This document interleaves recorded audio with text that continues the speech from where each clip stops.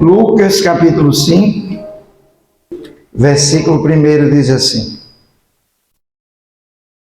E aconteceu que num determinado dia, Jesus estava próximo ao lago de Genezaré, e uma multidão o espremia de todos os lados para ouvir a palavra de Deus. E você diz amém? Pode tomar o seu lugar de assento. Eu tenho uma mensagem de Deus para pregar para você nessa noite e eu preciso muito da sua atenção.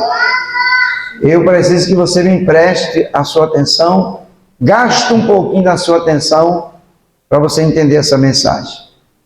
O lago de Genezaré, ele aparece na Bíblia com 4 nomes.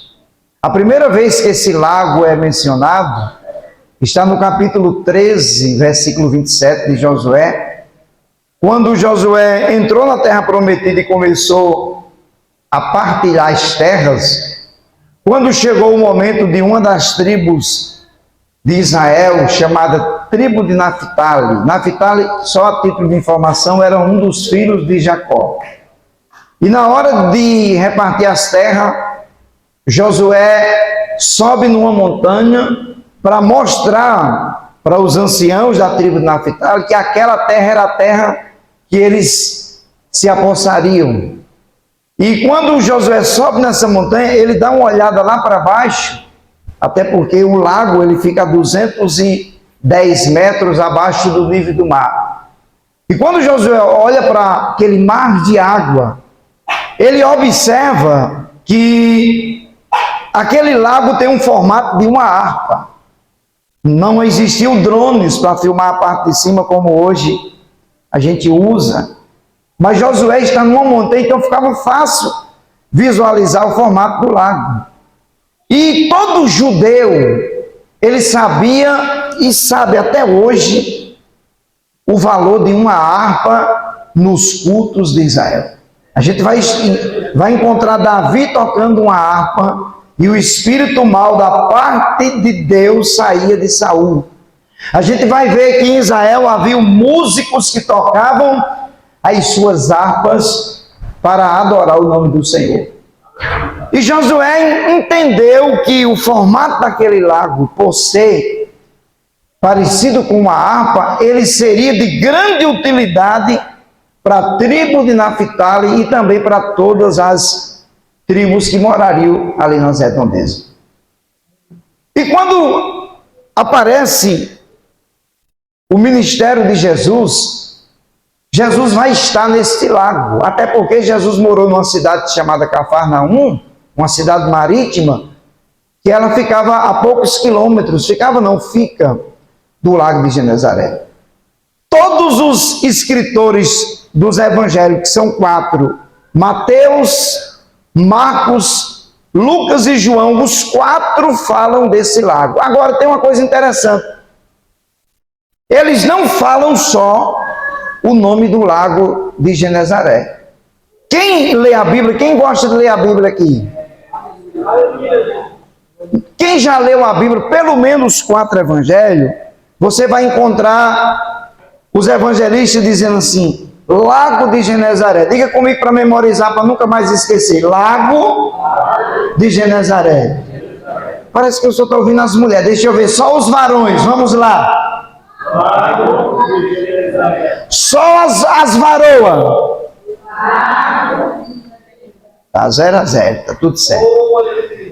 Eles vão chamar também de Mar de Tiberíades. Quem já leu essa palavra na Bíblia ou já ouviu? Mar de Tiberíades, alguns eruditos chamam Mar de Tiberiades, mas eu vou ficar com o Mar de Tiberíades, que é aquilo que é correto. Mar de Tiberíades, mas ele vai aparecer também com outro nome, chamado de Mar da Galileia. Jesus fala muito do Mar da Galileia. Agora, por que esse lago tem esses 4 nomes? Quando Josué viu o lago, ele chamou o lago de Kineret, que significa modelo de uma harpa. Mas Jesus vai chamar o lago de Genezaré. E vai ficar conhecido como lago de Genezaré. Porém, Havia um prefeito, um gestor naquela época, que tomava conta daquelas terras, só para vocês entenderem. Na época de Jesus, quem dominava o país de Israel, a terra de Jesus, era o Império Romano. Eles pagavam impostos. Você já ouviu falar na Bíblia nos publicanos? Os publicanos eram judeus empossados por Roma para cobrar imposto dos judeus. Aí aqueles publicanos, eles eram fraudulentos e cobravam mais do que era necessário. Por isso que o povo tinha raiva de publicano. Todo judeu odiava publicano por causa dessa cobrança fora da lógica. Então os judeus, os romanos dominavam aquela região de Israel. E os romanos, eles tinham os seus gestores locais que cobravam os impostos, que dominavam o povo e prestava contas em Roma. O Império Romano era um império poderoso. Para vocês terem uma ideia, eu estive olhando hoje algumas ruas aqui de Catueté. Você tem?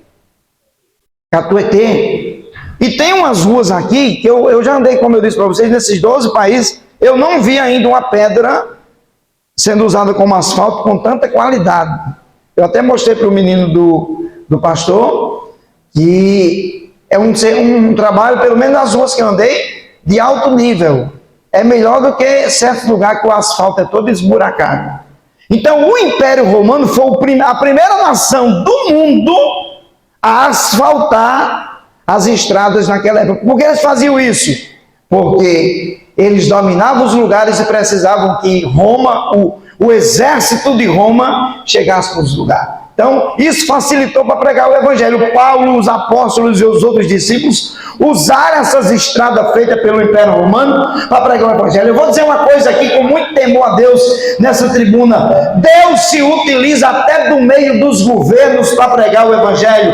Deus trabalha muito diferente da gente. E eu vou dizer para vocês sem medo de errar. Enquanto você está no culto, adorando a Deus, cultuando a Deus, Deus está trabalhando por você.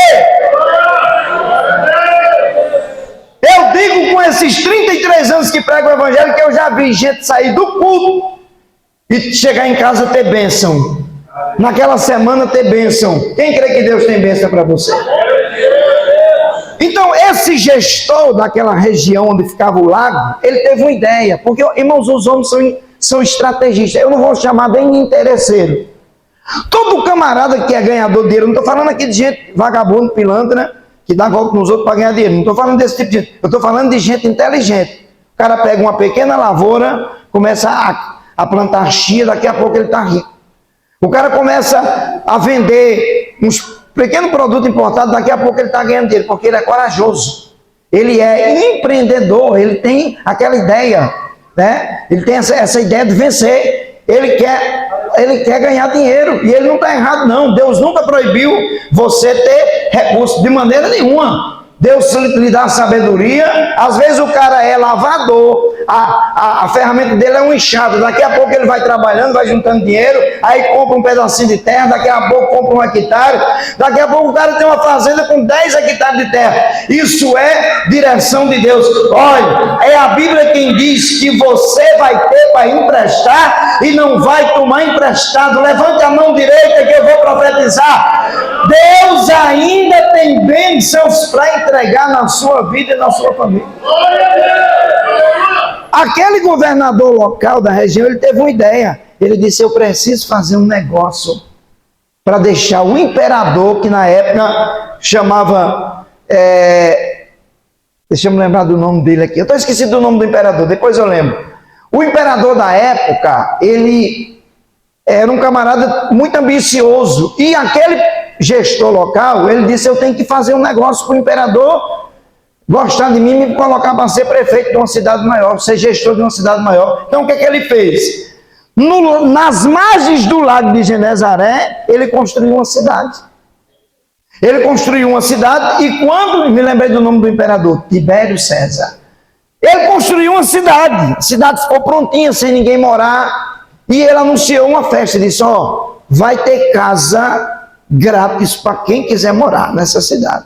Irmão, quem é que não quer morar numa casa de graça? O cara vai morar nem que seja só para ganhar a casa, mesmo que venda depois. Aí todo mundo foi para a festa do imperador, uma cidadezinha toda bonitinha, para a festa do prefeito.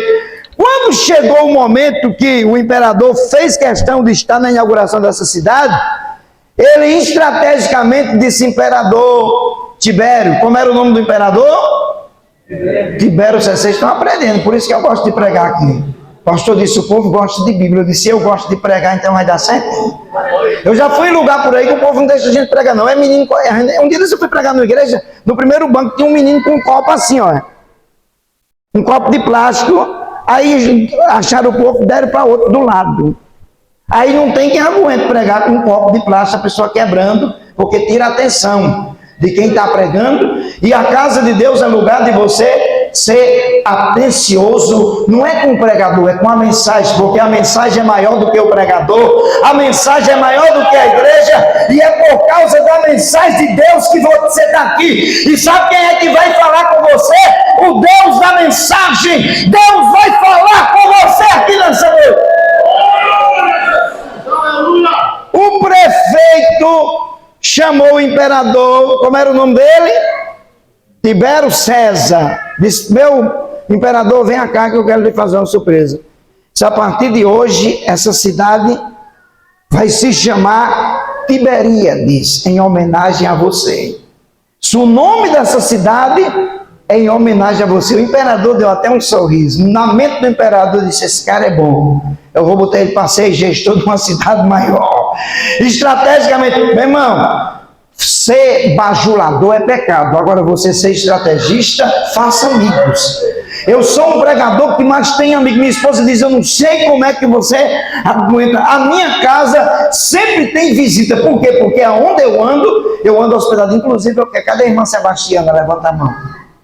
Irmã Sebastiana, muito obrigado a você e o esposo. Não estou agradecendo a ela, porque é ela quem está na cozinha. Ela fez umas comidas tão boas. Eu tenho um negócio de umas dietas e ela entendeu, fez comida de alto nível. E eu estou me sentindo melhor do que estar no hotel, na casa deles ali. Muita gente boa ali, o esposo dela, conversando bastante com o homem de Deus, guerreiro. E é muito bom a gente estar à vontade. Então o imperador ficou feliz. E agora as pessoas que ganharam a casa tinham que espalhar a notícia: nós estamos morando numa cidade chamada Tiberíades. E alguém dizia: onde é que fica? Nas margens do lago de Genezaré. E não é que o negócio foi pegando? Daqui a pouco, o povo não chamava mais o lago de Genezaré, não. Chamava: vamos para a cidade de Tiberíades. E o tempo passou. O lago de Genezaré, ou mar de Tiberíades, era um local. Eu fiz pesquisas, eu gosto muito de estudar, a gente dá aula de teologia, estuda essas coisas minuciosas da história que se faz necessário. E eu descobri que o lago de Genezaré, ele tem 21 quilômetros de comprimento de água. É muita água. Ele tem 13 comprimentos de largura, é 166 mil metros cúbicos de água. É um verdadeiro mar de água em um deserto. E quando as pessoas começaram a pescar oficialmente, olhe para cá para você entender, no lago de Genezaré, eles começavam a conversar, pastor Valdinei, entre eles, e diziam assim: isso não é só um pequeno lago, isso é um mar de água. Imagine 166 mil metros cúbicos de água, 21 quilômetros de água, é água que não acaba mais, água doce, uma água excelente. E da onde vinha essa água, pastor? Sabe quem abastecia o lago de Genezaré, o mar de Tiberíades, o Quinerete? Era o Jordão. O rio Jordão passa dentro do mar da Galileia, por isso que ele não seca. Quem foi em Israel, quando você chega lá, o mar da Galileia é sempre cheio, sempre transbordando, e ele entra no mar da Galileia, deixa o mar cheio e deságua no mar morto, porque Deus tem um controle sobre a natureza. Então as pessoas pescavam, e não sabe quantos barcos vinham pescar por semana no lago de Genezaré? 3.000 barcos. E cada barquinho que pescava tinha sempre 5, 6 pescadores. Era muita gente. Aí agora o local não é mais conhecido só como o lago de Genezaré. As pessoas diziam lá de Cafarnaum: gente, vamos para o mar de água da Galileia. Por isso que a Bíblia fala em Lago de Genezaré. Quando eu comecei a estudar isso aqui, eu falei: peraí, é 3 lugares? Aí eu entendi que era só um. Por isso que a Bíblia é para você estudar. A Bíblia diz assim: examinai as Escrituras. É diferente de ler a Bíblia para quem examina. Quem examina vai aprender mais. Quem tira tempo para ler vai aprender mais. E você não vai aprender uma doutrina da igreja, você vai aprender da Bíblia e você vai se tornar uma pessoa mais fiel a Deus. Nada faz você temer a Deus mais do que as Escrituras, porque a Bíblia ensina como você ser um homem de Deus, ensina a irmã a ser uma mulher de Deus. Então eu estou dando essa introdução sobre esse lago para você entender que era nesse lago que 3.000 pescadores, barcos com pescadores, sustentavam a família. A pesca naquela época em Israel era a maior fonte de renda. Os caras pescavam, o pescador profissional pescava para manter a família. Eu sou filho de pescador. Meu pai pescava em uma fase da vida para manter a família. Se o cara não pescar peixe, ele não vai ter renda, correto? E um dia, olha que interessante, uma equipe de 4 pescadores nos barquinhos, Pedro, Tiago, João e André. Eles saem para pescar. Agora tem uma curiosidade. Os pescadores não saíam para pescar de forma aleatória. Eu moro numa cidade de Santa Catarina chamada Itajaí. E morei numa cidade chamada Laguna. Fui pastor 1 ano e 11 meses nessa cidade. E eu tinha um pescador na igreja, o irmão Hamilton, um cara que era bom de pescaria. E ele dizia assim para mim: pastor, hoje à noite nós vamos arrebentar na pescaria de tainha. Porque eu dizia: por que, irmão Hamilton? Ele disse: porque o vento sul está soprando e esse vento traz tainha para a praia. E eles iam pescar. Eu fui muitas vezes para a beira da praia, lá tem um negócio organizado, fica uma fila de pescador, cada um tem sua hora de jogar para pegar as tainhas. Eles não saíam para pescar qualquer dia, não. Lá no Lago de Genezaré, os pescadores só saíam para pescar quando eles viam a natureza evidenciando sinais de que haveria uma boa pescaria, porque o verdadeiro profissional, ele é organizado, ele sabe o momento certo de agir. Um cara não vai chegar aqui e pintar a parede antes de preparar a parede, ele vai passar uma massa corrida, dependendo do local, ele vai preparar, depois está tudo ajeitadinho, ele joga tinta com força, pinta rápido e fica bonita a pintura. O profissional que se preza na sua profissão, ele não faz de qualquer jeito, em todas as áreas da vida. Então os pescadores, Pedro, Tiago, João, André, saíram naquela noite e eles saíram felizes porque eles diziam entre si: a natureza está evidenciando que hoje nós vamos fazer uma das maiores pescarias. E eles foram. Os judeus consideram a noite, eles dividem a noite em 4 etapas que são chamadas de vigílias da noite. A primeira vigília começa às 18 horas, vai até às 9, é chamada primeira vigília da noite. Segunda vigília das 9, das 21 à meia-noite. Depois da meia-noite às 3 da manhã. E a última vigília, 4ª vigília da noite. Você já viu que tem um texto que a Bíblia diz: e Jesus vem andando na 4ª vigília da noite. Ou seja, Jesus está andando já entre as 3 e as 6 da manhã. Então eles dividiram em 3 etapas. Aqueles 4 pescadores chegam no Lago de Genezaré naquela noite com uma certeza de uma pescaria extraordinária. E eles começam a pescar na primeira vigília da noite, que é das 6 até que horas? Até 9, muito obrigado. Das 18 às 21. E sabe quantos peixes eles pegaram? Nenhum. E o irmãozinho aqui, ó, ninguém vai ser hipócrita aqui para dizer que você quer trabalhar sem receber. Ninguém quer investir para não ter resultado. Isso é até algo natural do homem. Você está trabalhando, você quer receber seu salário. Você está investindo, você quer resultado. É normal e até mandamento das Escrituras. O trabalhador deve comer do seu trabalho. Se você está trabalhando, você tem que ter o seu salário. É normal. A Bíblia nos fala sobre isso. Então, esses 4 pescadores pescam a primeira vigília da noite, não perdeu nada. Mas é só a primeira vigília, ainda tem mais 3. Eles vão para a segunda. Talvez eles disseram: ó, é porque talvez as redes não ficaram posicionadas no lugar certo. Porque, irmãos, é normal, quando Deus está provando a a gente colocar a culpa até na gente mesmo. Você procura defeito em você, procura nos outros. Será que não foi Pedro que botou a rede errada? Mas vamos para a segunda vigília. Foram para a segunda vigília, que é das... Você é bom, isso é bom de mim. Das 21 às 0 horas. Não pescar nenhuma piaba. Aí o negócio o clima já começou a mudar. Os quatro olhando assim um para o outro. Quem é que está botando azeite errada que a gente não está pegando? Porque, irmão, vou repetir, sem medo de errar, quando as coisas não estão fluindo, nós somos bons para arrumar culpa. Vou repetir, que você não deu glória. Quando as coisas não estão indo bem, eu estou me incluindo também, que eu também sou ser humano, nós somos bons para arrumar culpa. Mas ainda tem 2 vigílias, eu vou adiantar, agora eles vão pescar da meia-noite às 3 da manhã, e nem piaba apareceu nascendo. Mas ainda tem a última vigília, eles tomaram ânimo e disseram, é porque agora de manhã, na última vigília a gente vai arrebentar, vamos pescar pelas 3 vigílias, e eles pescam e não pegam nem um lambari, que é o pior peixe que diz lá na região do Brasil, tem uma região. Não pegaram nada. Irmãos, 12 horas de pescaria, 12 horas de frustração. E sabe qual foi o resultado? Encostaram os barquinhos na beira do lago e começaram a lavar as redes, limpar as redes, sem entender por que não pegaram nada. Pensa aqui comigo uma coisa. Alguém consegue ficar feliz quando está decepcionado? Rapaz, tem cara que o time dele perde. Ele fica com a cara desse tamanho. Porque só o time perdeu.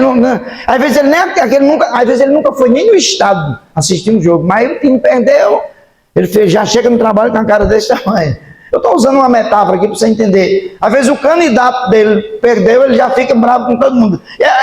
É o ser humano. Tem coisa que acontece de ruim com a gente e a gente fica desgostoso. Fica ou não fica? Eu fui pregar numa igreja esse dia, o pastor me deu uma oferta extraordinária, um fardo de dinheiro, R$400. Eu voltei feliz da vida e eu não perdi o dinheiro. Os 400 não caiu dentro, eu fui botar no bolso, entrando no carro, botei no chão. Pensa como eu fiquei feliz, não foi? Ah, pastor, fiquei não. Eu fiquei, foi triste. Digo, mas Jesus, a oferta é para eu botar gasolina. Mas eu suportei e venci a batalha. Mas foi frustrante. Esses 4 homens estão frustrados, decepcionados, sem entender por que não pegaram peixe. E a única coisa que eles não queriam participar era de um culto. Porque tem fase que você está passando que é tão ruim que você não vem nem na igreja. Você prefere ficar assistindo a novela do que vir para o culto, porque você não está com estrutura para ouvir ninguém e nem ver ninguém. Você já passou por isso, pastor? Já? Hoje eu não quero ir para culto, eu quero ficar em casa, orando em casa. Já passei por isso, mas é a pior coisa que a gente faz. E sabe o que é que acontece?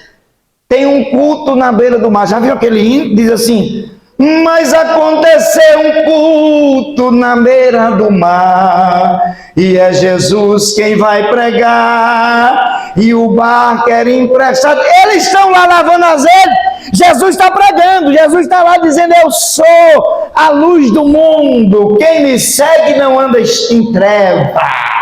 Jesus está dizendo: eu sou o caminho, a verdade e a vida, e ninguém vai ao Pai a não ser por mim. E Pedrão lavando as redes e olhando assim, ó. Pedro nunca tinha participado de um culto. Pedro não sabia o que era um culto pregado por Jesus. E Jesus está lá dizendo assim: eu sou a ressurreição e a vida, quem crê em mim, ainda que esteja morto, viverá. E Pedro assim, ó. Daqui a pouco Jesus vem na direção do barco de Pedro, pede licença, que Jesus era educado, e disse: eu posso usar o seu barco como púlpito? Pode fazer seu culto. Aí Jesus continuou pregando: eu sou aquele que pode lhe ajudar. Eu vinde a mim todos vocês que estão cansados. Pedro estava cansado e oprimido. Pedro estava oprimido porque não pescou. Que eu vos aliviarei. Jesus terminou a sua prédica. Disse para Pedro: pegue esse barco e se dirija ao meio do lago. Irmãos, isso aqui é interessante.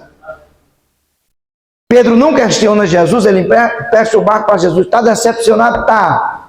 Mas emprestou o barco para Jesus. Está frustrado? Está. Mas estava no culto. Está difícil, mas estava no culto, porque no culto você nunca vai perder com Jesus. No culto você pode até entrar frustrado, e eu entendo demais você, mas eu tenho uma palavra profética para dizer: existem frustrações que são curadas pela palavra de Deus, e eu não vim essa noite animar uma plateia, eu vim ser profeta nessa tribuna e dizer para você que o Deus que muda situações está na casa.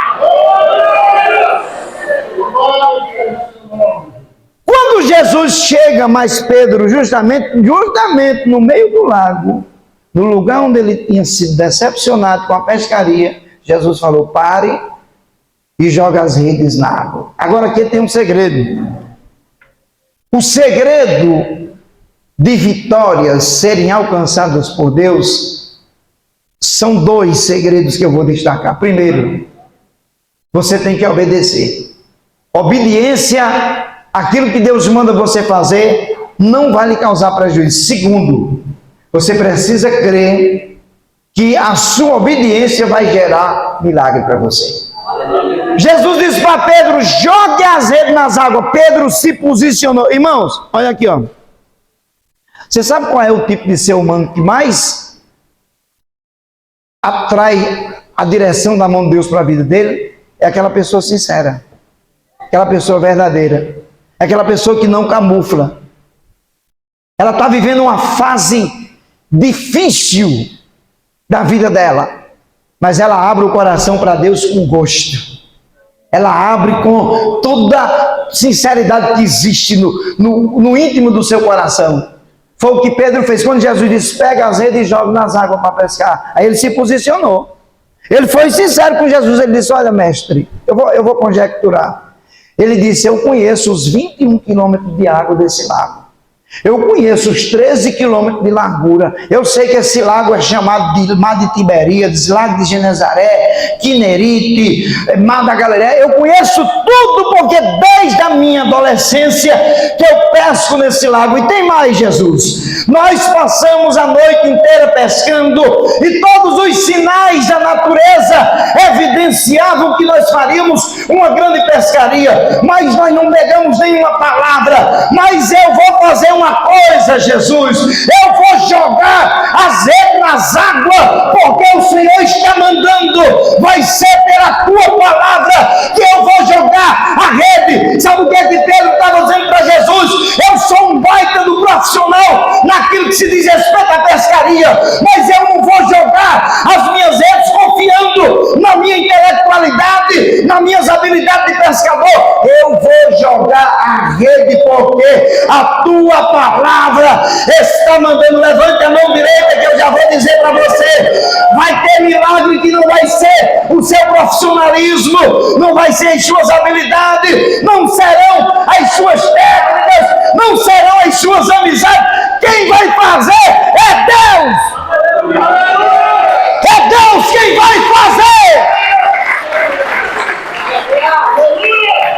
Eu orei a Deus para pregar uma mensagem do coração dele nessa noite. E eu preparei várias mensagens, mas o meu coração só se inclinava para essa palavra: quem vai fazer é Deus. Eu sei que aqui tem gente qualificada, aqui tem gente que tem uma desenvoltura profissional excelente, mas não são as suas habilidades. Eu vim pregar nesta noite, pastor Valdinei, para pessoas que estão vivendo crises existenciais, que as coisas não estão dando certo. É para você que eu vim pregar. É para você que precisa de um milagre no casamento, nas finanças, no ministério, na família. É para você que eu vim pregar nesta noite. É para você que eu vim pregar, para você que está dizendo para você mesmo, Jesus está falando comigo, Deus é para mim, essa palavra é para você mesmo, é você que Deus vai mostrar quem Ele é você que Deus vai mostrar a soberania. E tem uma coisa, quando Deus decide fazer, não tem crise, não tem demônio, não tem macumba, nada vai impedir de Deus fazer quando Deus resolve fazer. Quem acredita em milagre? Eu acredito que você vai sair daqui cantando hoje assim: hoje o meu milagre vai chegar. Eu vou crer, não vou duvidar. O preço que foi pago ali na cruz me dá vitória. Nesta hora, vamos começar, vamos lá, levante a mão e canta assim: hoje o meu milagre, eu vou crer, não vou duvidar. O preço que foi pago ali na cruz me dá vitória. Nesta hora me dá vitória. O seu milagre vai chegar. Vou repetir o que eu já falei. Nós não estamos brincando de culto. Jesus está neste lugar e tem milagre que vão acontecer, porque quem vai fazer? Eu vou lhe orientar sobre 3 coisas que você deve fazer para um milagre acontecer. Primeiro, você precisa crer. E quando a gente consegue crer contra todas as circunstâncias adversas, é o primeiro sinal de que o milagre vai acontecer. Porque crer naquilo que está projetado já é muito fácil. Agora, você conseguir crer naquilo que você não está vendo nem sinais, aí é complicado. Segunda coisa que você deve fazer: primeiro, crer. Segundo, você precisa se posicionar. Como assim, pastor Rinaldo? Quando Jesus disse para Pedro: joga as redes, ele se posicionou e ele foi sincero e foi verdadeiro. Lembra da viúva nos dias de Eliseu? Ela disse: a tua serva não tem nada em casa, apenas um pouco de azeite em uma botija. Ela já tinha alguma coisa para poder acontecer o milagre. Todo milagre precisa que você se posicione, que você primeiro creia, segundo, que você posicione. E em terceiro lugar, você precisa aprender isso aqui: aprenda a esperar o trabalhar de Deus. Nós usamos o relógio humano. O nosso relógio é diferente do relógio de Deus. Porém, eu preciso lhe dar a certeza de uma coisa: se você acredita, se você está posicionado, se você está esperando, o milagre vai chegar com excelência na sua vida. O milagre vai chegar e vai lhe trazer alegria para você e para a sua casa, porque vai ser segundo a palavra de Deus. Eu quero que você saia daqui dizendo para você pode esquecer essa mensagem toda, mas saia dizendo para você: vai ser sobre a palavra de Deus, vai ser sobre a vontade de Deus, vai ser na direção de Deus. Para quem é solteiro ou solteira que está aqui, você vai casar na vontade de Deus. Eu vou repetir: você vai casar na vontade de Deus. Não se apresse, não se preocupe. Para quem está desempregado, que já tentou todas as formas, Deus vai abrir a porta dentro da vontade dele. Tem uma cidade no estado do Pernambuco chamada Triunfo Potiguar. Eu fui convidado para pregar numa festa de formatura no auditório da Igreja Católica. Disseram: pastor, tem a missa e o culto. O senhor prega no culto, o padre prega na missa. Eu digo: é comigo mesmo. Fui pregar. Formatura tanto dos evangélicos como das pessoas católicas.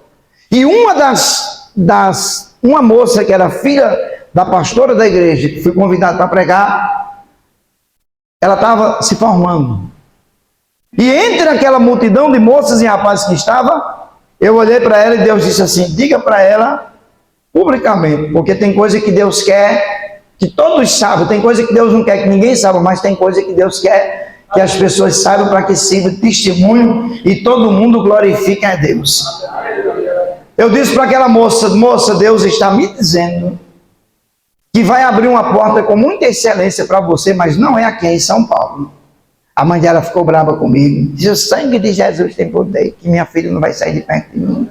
Eu disse: minha irmã, eu não tenho nada a ver com você nem sua menina. Eu estou entregando uma mensagem que Deus me deu e eu vou orar por ela e Deus faça o que Ele falou.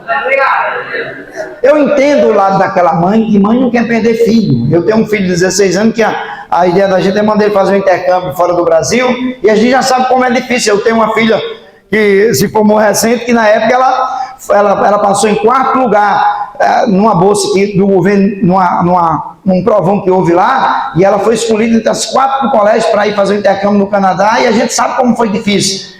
Todo aquele trâmite para você ficar longe do filho. Eu entendi o lado daquela mãe, mas eu falei baseado naquilo que Deus me falou. Entreguei a mensagem, orei e fui embora. Viajei para minha casa com 1 mês, a irmã ligou: amado pastor. Eu digo: o que foi? A mãe já está brava. Mas pastor, o senhor não sabe o que aconteceu. Eu digo: o que foi? Ele disse: pois minha filha não recebeu um telefonema de São Paulo. Acho que ela fez uma inscrição no negócio lá, não sei o que foi. Pastor, você acredita que a minha filha realmente foi e já está trabalhando e o salário é bom? Ela está muito feliz. Eu disse: porque quem fez foi o dono do céu. Ele fez do jeito dele. Levanta a mão direita que eu vou dizer para você: não vai ser do seu jeito, vai ser do jeito de Deus. Vai ser do jeito de Deus. Se acredita, dê um glória com essa mão levantada para o céu. Ele vai fazer com excelência. Pastor Rinaldo, mas eu nem quero mudar de bairro nem de cidade. Eu quero que Deus faça aqui. Fique posicionado, fique crendo e espere, porque Deus cumpre desejo do coração do justo.